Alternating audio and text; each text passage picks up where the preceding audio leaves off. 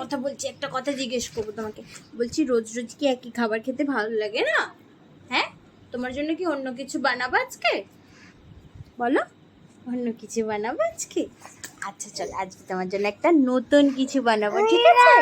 হ্যাঁ ওকে, চলো আজকে যেটা বানাবো বলে ভেবেছি সেটা হলো প্যানকেক।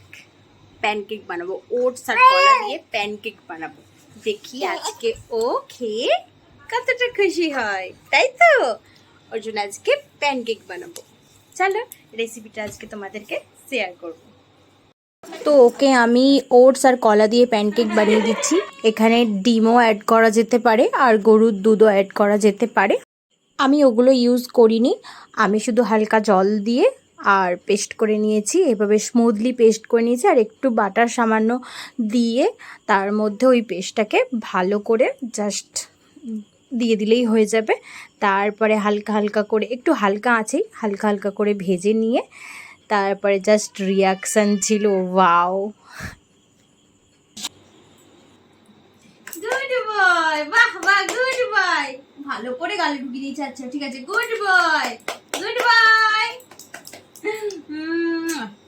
টাটা টাটা টাটা, না টাটা করতাম, বন্ধ করতাম।